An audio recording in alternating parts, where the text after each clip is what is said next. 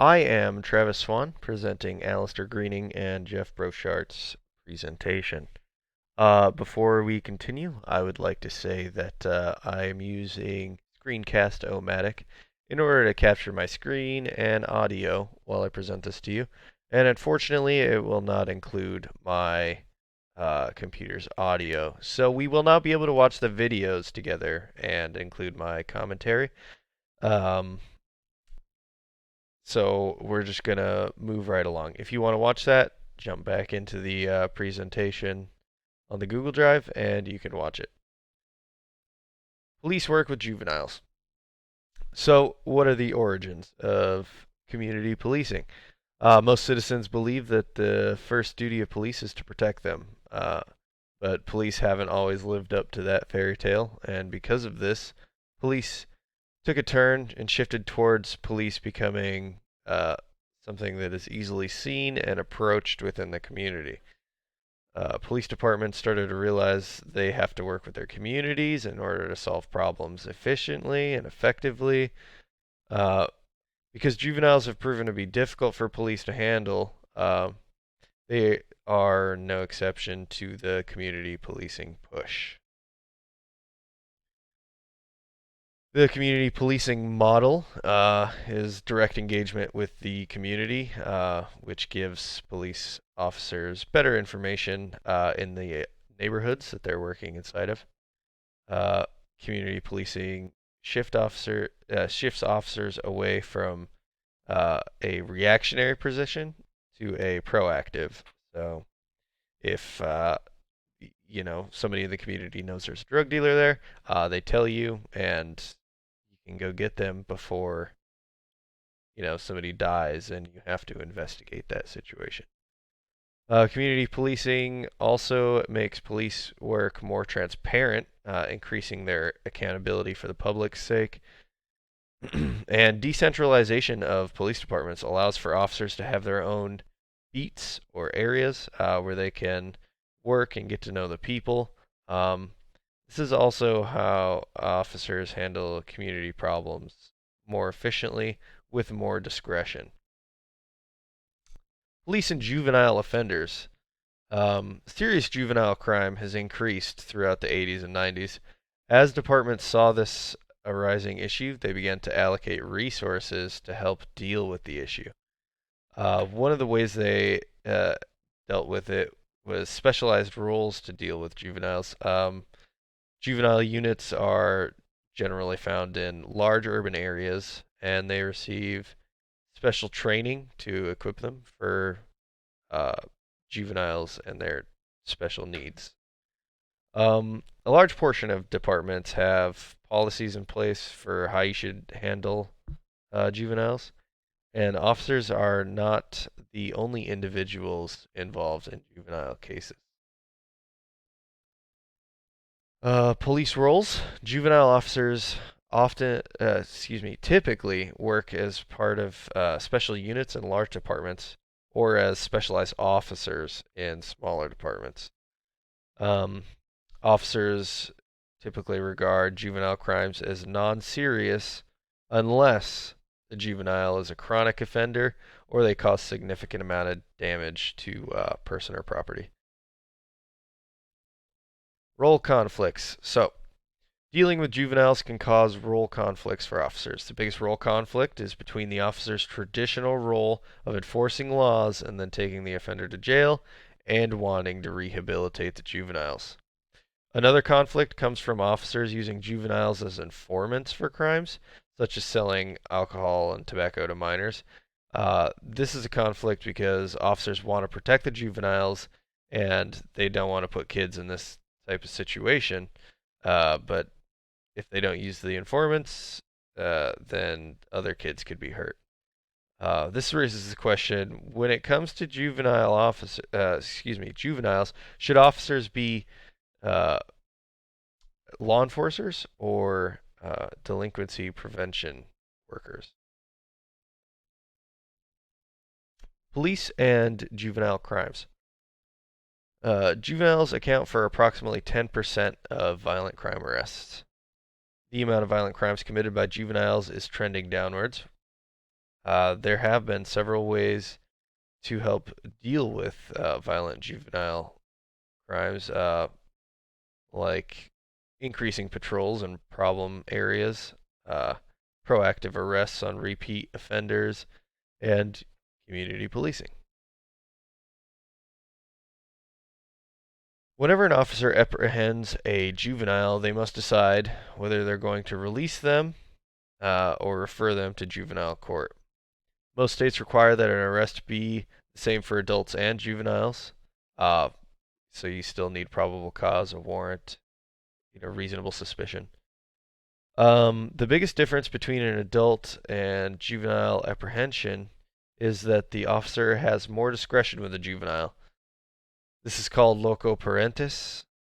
One reason for more discretion is because juveniles aren't arrested, they're taken into custody, which implies a more protective service rather than a punishment. Uh, the Fourth and Fifth Amendment still does apply to juveniles, though. Discretionary justice. Officers are allowed so much discretion while dealing with juveniles because of the informality of the cases.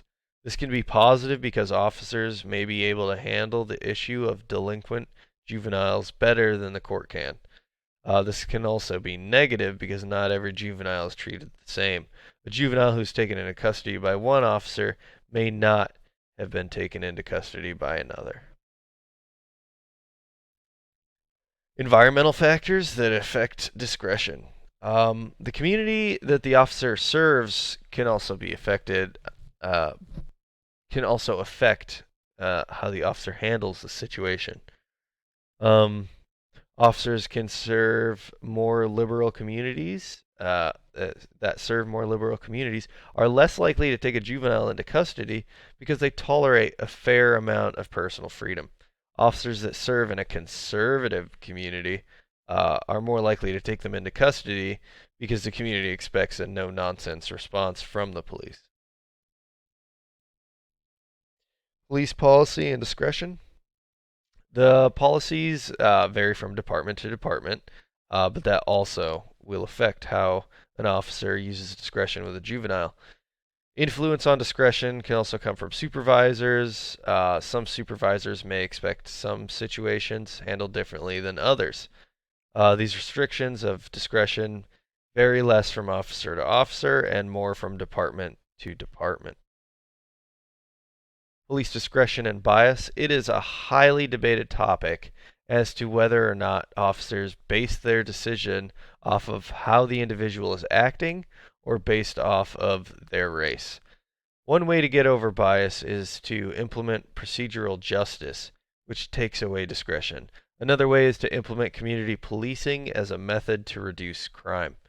And finally, you can introduce clear and comprehensive policies on use of force. Police work and delinquency prevention. Police play a huge role in preventing delinquent behaviors. These practices are often highly visible, no tolerance, and have community practices. Aggressive law enforcement. This practice focuses on patterns of delinquent behavior, um, officer patrol problematic areas, and take juveniles into custody for any offenses related to the delinquency that they're trying to prevent. This is a high profile practice used to prevent or stop juveniles from partaking in delinquent behavior. Also, police and schools. Another one of the most important institutions for preventing delinquency is right there at school. Police in schools or liaison officers can help the school develop programs to prevent more delinquent behaviors. These programs can involve just about anything, and their focus is to stop juveniles from walking around aimlessly throughout the school. Community-based policing services. Aggressive law enforcement strategies are being replaced by community policing. Community policing allows officers to interact more with juvenile services in the area, such as schools, social behavior groups. The officers are also able to see the root of delinquency within the community, and that will effectively help the community band together and stop that problem at its roots. Um, this is one of the videos that unfortunately I am unable to share with you. There's just not going to get any audio, so we're just going to move right along here. Problem-oriented policing. Problem-oriented policing is a form of reactionary policing. However, it aims to go much deeper than just scrape the surface of the problem. Departments that implement problem-oriented policing look at statistics of what types of crimes are being committed by the what type of person. Then, using those statistics, they can start cracking down on potentially the roots of the problem causing those delinquent acts.